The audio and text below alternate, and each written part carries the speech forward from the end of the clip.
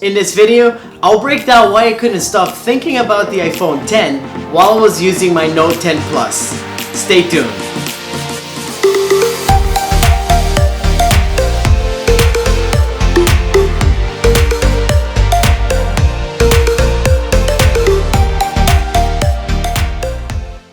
What's up guys? Welcome to Dial Home Tech.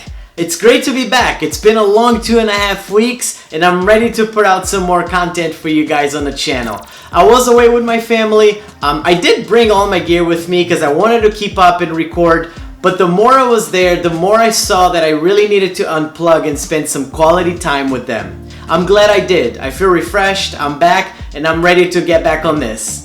So for today's video, I actually want to let you guys know that while I was down there, I managed to pick up a Note 10 Plus. I've been watching the device for a while now, and I've been really waiting to actually try it out and see how I liked it for myself. So right off the bat, this is not an Android versus Apple kind of fight. I'm not here to argue which one is better or not, but I actually want to share with you guys some of the things I encountered while I was using the phone, and if you're someone who's actually looking to make the jump, perhaps some of these things might actually help you figure it out whether you want it or not, or if they're irrelevant for you to actually go ahead and change from iOS to Android. Alright, so let's talk about the operating system, iOS and Android. We all know that this conversation has been lingering for a long time, but I do still believe that iOS is still ahead of the curve when it comes to stability, usability, and app quality. So one of the things that I actually faced when I was getting my phone set up is that I ventured out to a couple of websites, nothing really crazy, and one of them had a pop-up that actually installed a piece of malware on my phone just by using Chrome. And then every time, or about 10 to 15 minutes, my notifications would blow up with a ton of stuff in there. Just like a bunch of random things from different websites, and I really don't like that stuff. I know that you can install antiviruses and things like that and actually just watch where you're going on the web, but I wasn't really doing anything crazy, and something like that happening within the first 20 minutes for me was a major turn off.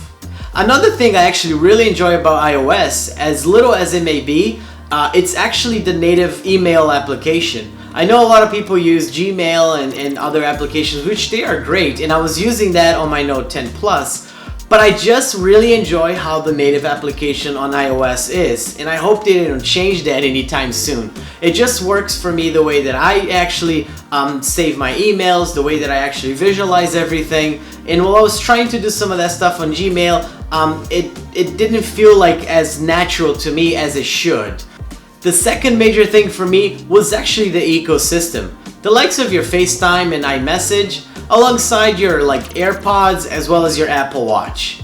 I'm already in that realm, so it was easier for me to just continue to use all that stuff based on what my family and close friends use versus going to the Note 10. I had my mom call me a few times while we were on vacation because she wanted to FaceTime her grandson. So I had to tell her that from now on she actually had to call my wife if she wanted to do FaceTiming with my son, because now on my new phone she wasn't able to do that, not unless she was using another application, which then she was like, okay, forget about it, I'll just call your wife.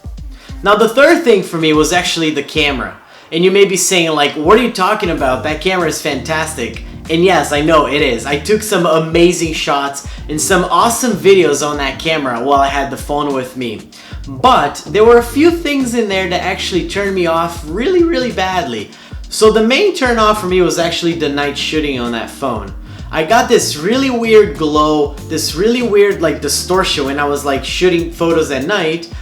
They were super blurry, and it was actually hard even using the night setting to get some really good decent shots. On my iPhone, when I shoot at low light conditions or even at night, I tend to get okay pictures. I'm not super happy about the result, but they are nice and crisp and they have the quality that I'm looking for on an image, and then I can just kind of work on it a little bit, do a little bit of editing, and I'm actually content with my results. Was not the case on the Note 10 Plus.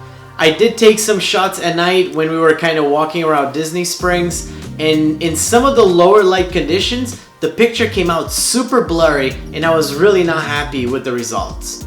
And then last but not least was actually the migration. I actually dreaded doing the migration after my first attempt because it failed so many times and in so many ways that I actually gave up, and I was just using the phone and then trying to do it at some later time. I actually came across a lot of people online that were having similar issues and then just complaining about the process in general. Sometimes I would plug in the cable to both of my phones and nothing would happen. It would just stay there, so the Note 10 couldn't process what was going on, the iPhone wouldn't respond well. So I understand that this is not really like a major thing, but for me it was actually interesting to see how hard and how cumbersome the process was trying to move some of the simpler things such as my contacts from one phone to another. I had the same issue while trying to help someone else that was with us. They were trying to migrate from an iPhone 8 onto the Note 10 Plus, and the same thing was happening. Just a really lengthy, kind of timed out process that would not cooperate on anything that we did. So it was actually a pretty unpleasant experience when it came to that. Now, Apple's is not much better than that. I've already done the other way around.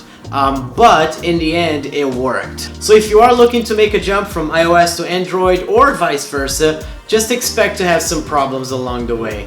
They claim to be pretty easy and pretty kind of plug and play. It's really not the case a lot of the times, and you're kind of limited to what you can transfer between one phone and another.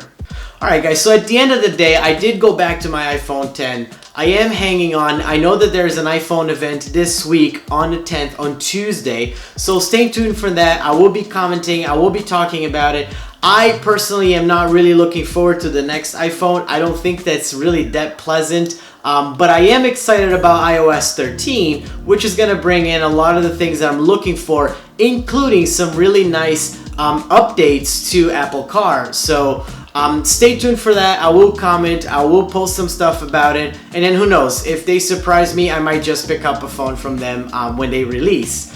But yeah, that's that. I wanted to share some of that stuff with you. Perhaps you are looking to get the Note 10 and you just want a little bit more hands-on insight, so I hope this video helps you. And if it did in any way, please hit that like button, and if you haven't yet, also please consider subscribing to the channel. Here's where I'm going to be talking about a lot of stuff like this, also some tech reviews, smart home automation, and anything in between. Also guys, you can check me out on social media at @DialHomeTech on Facebook, Instagram, and Twitter, where I talk about technology stuff every day. Thank you guys again for the support. Stay tuned for more content, and until next time, I'm Dial. See ya.